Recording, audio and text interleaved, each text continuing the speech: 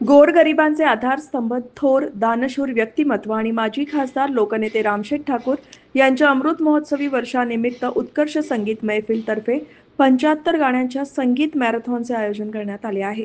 हा बहारदार कार्यक्रम शनिवार 1 नोव्हेंबर रोजी सकाळी 11:30 ते सायंकाळी 7 वाजेपर्यंत पनवेलमधील आद्य क्रांतीवीर वासुदेव बळवंत फडके नाट्यगृहात होणार आहे। गायक गोपाळ पाटील यांच्या संकल्पनेतून आयोजित या कार्यक्रमात ते स्वतः 75 मराठी आणि हिंदी सुमधुर गाण्यांचे सादरीकरण करतील। तसेच उरण, पनवेल आणि नवी मुंबईतील 75 गायकही सहभागी होणार आहेत।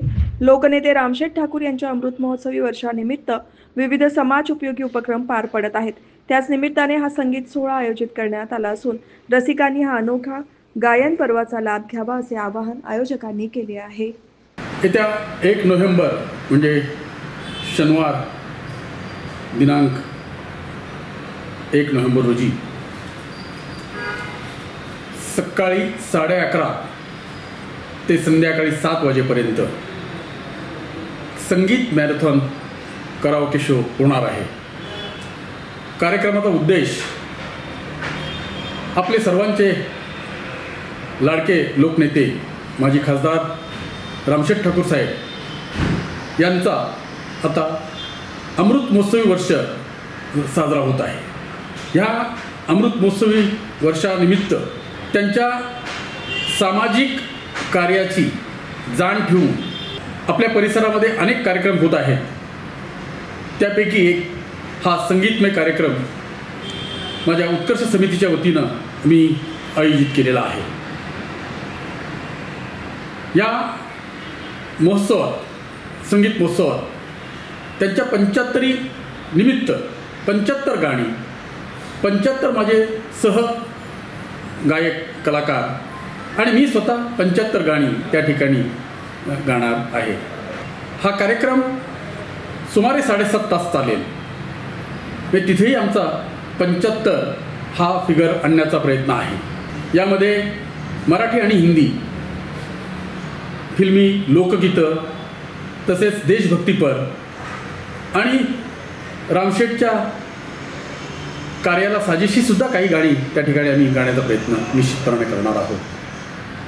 हा कार्यक्रम बघण्यासाठी सर्वांना खुला आहे, प्रवेश सर्वांसाठी खुला आहे। त्या ठिकाणी रामशेठ ठाकूर यांचा आजपर्यंतचा जो प्रवास आहे, शिक्षकी पेशेपासून सुरू झालेला प्रवास या देशाचा सर्वोच्च लोकप्रतिनिधी म्हणजे खासदार बनण्यापर्यंत गेला आणि या मधल्या काळामध्ये त्यांनी खास करून शिक्षणाला अतिशय महत्त्व दिलं। म्हणजे समाजाचा उद्धार करायचा असेल तर आपल्याला शिक्षणाच्या सोयी सुविधा उपलब्ध केल्या पाहिजे आणि कर्मवीरांचा खऱ्या अर्थाने जर का कोणी वारसा या महाराष्ट्रामध्ये चालवला असेल तर तो रामशेठ ठाकूर यांनी चालवला आहे असं माझं ठाम मत आहे। आणि म्हणून त्यांच्या कार्याशी प्रेरित होऊन आम्ही सर्व हौशी कलाकार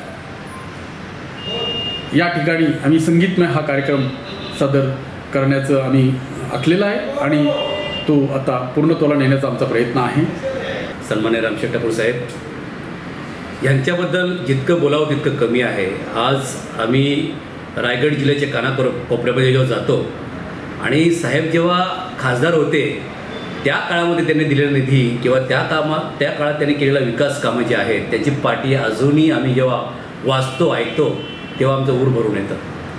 आणि कसा खासदार असावा आदर्श आज त्यांनी इतर नेत्यांना समोर ठेवलेला आहे।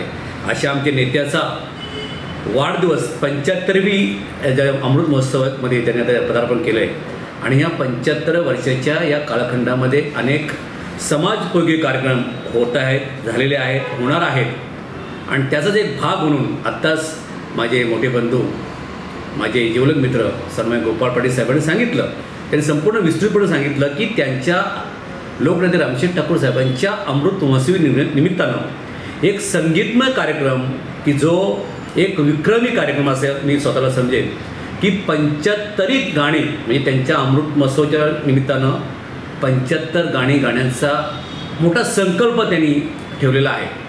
खरं म्हणजे मी त्यांचं कौतुक करेन की अतिशय चांगला कार्यक्रम आपण या निमित्ताने ठेवलेला आहे. रामचंद्र ठाकूर साहेबांच्या जीवनातील अनेक घडामोडी आहेत, त्याचं वारंवार आपण माहिती पण घेतलेली आहे, आपल्या सर्वांना माहीत आहे.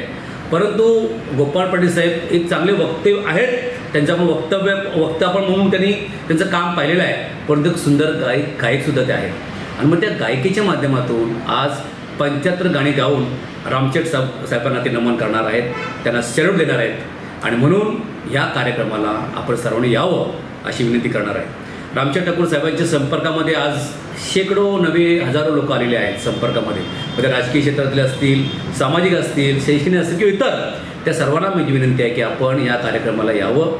तसेच भारतीय जनता पार्टीचा मी कार्यकर्ता आहे आणि म्हणून भारतीय जनता पार्टीच्या सर्व कार्यकर्त्यांना, सर्व सभासदांना, सर्व नेत्यांना विनंती करतो की आपण या कार्यक्रमात यावं.